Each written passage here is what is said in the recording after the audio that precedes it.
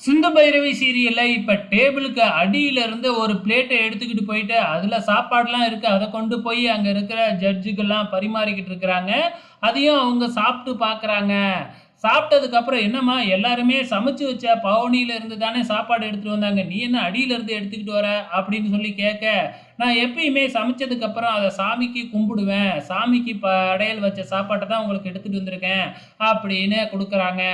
அப்படின்னா வந்து பார்த்தீங்கன்னா, சிந்து சமைச்சதுல அவங்க ஏதோ கெமிக்கல மிக்ஸ் பண்ணாங்கல்ல, அது மேல இருக்கிற பானையில மட்டும் மிக்ஸ் பண்ணியிருப்பாங்களாட்டுக்கு. ஸோ, இதுல வந்து அவங்க மிக்ஸ் பண்ணவே இல்ல. ஸோ, அத சமைச்சத நல்லாவே இருந்தத தான் அவங்க நடுவர்கள்லாம் சாப்பிட்டுருக்காங்க.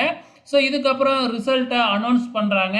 ஸோ, இது என்னமோ குக்கிங் காம்படிஷன் மாதிரி 3வது இடம், 2வது இடம் அப்படின்னு அனௌன்ஸ் பண்ணிக்கிட்டே வந்துட்டு, கடைசியில முதல் இடத்த அனௌன்ஸ் பண்ண வரும்போது, அதை இந்த ஹாஸ்பிட்டலோட சேர்மேன் அன்னபூர்ணியே அனௌன்ஸ் பண்ணுவாங்க அப்படின்னு சொல்றாங்க. உடனே அன்னபூர்ணியும் மைக் எடுத்து சிந்து பேரை தான் அனௌன்ஸ் பண்றாங்க. இங்க வந்து பார்த்தீங்கன்னா, இந்த மகாவுக்கும் இசைக்கும் பயங்கர ஷாக்கா இருக்கு.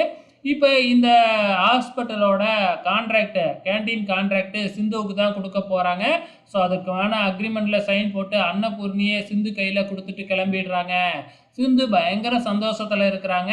ஸோ, வீட்டுக்கு வர்றப்ப வந்து பார்த்தீங்கன்னா, நம்ம ஆறுமுகத்தோட கார சில ரவுடிங்கலாம் வழிமறிக்கிறாங்க. ஸோ, அது யாரு அப்படின்னு பார்த்தீங்கன்னா, ஆறுமுகம் ரூ. 20,00,000 வந்து பார்த்தீங்கன்னா, யார்கிட்டயோ வட்டிக்கு அதாவது கந்து வட்டிக்கு வாங்கியிருக்காப்லையாட்டுக்கு. ஸோ, வட்டி கட்டல அப்படின்னு சொல்லி எல்லாம் வழிமறிக்கிறாங்க. அந்த பக்கமா வர்ற பைரவிக்கு இந்த விஷயம் தெரிய வருது. ஸோ, ஆறுமுகத்த திட்டிப்புட்டு நேரா வந்து சஞ்சய பார்க்கறதுக்கு தான் போறாங்க. சஞ்சய் கிட்ட போய் ஆறுமுகத்துக்காக ஹெல்ப் கேட்டு ரூ. 20,00,000 அமௌண்ட்ட வாங்குறாங்க. இந்த விஷயம் யாருக்கும் தெரிய வேணாம் அப்படின்னு வேறயா பைரவி சொல்லிக்கிட்டு இருக்கிறாங்க. இதுக்கப்புறம் என்ன நடக்கும் அப்படிங்கிறத பொறுத்திருந்து பார்க்கலாம்.